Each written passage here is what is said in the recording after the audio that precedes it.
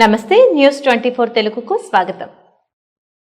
వార్తల్లోని ముఖ్యాంశాలు ఇప్పుడు చూద్దాం.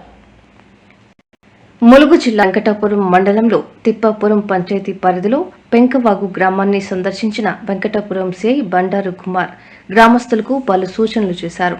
ఎవరు కూడా చేపల వేటకు వెళ్లవద్దని, గోదావరి ఉధృతి పెరగడంతో లోతట్టు ప్రాంత ప్రజలు అప్రమత్తంగా ఉండాలని, ఏదైనా అవసరమైతే తమకు వెంటనే తెలియచేయాలని కోరారు. ఏ సమయంలో అయినా మీకు అందుబాటులో ఉంటామన్నారు. ఈ కార్యక్రమంలో ఎస్ఐ తిరుపతిరావు, వెంకటాపురం సివిల్ మరియు స్పెషల్ పార్టీ సిబ్బంది పాల్గొన్నారు.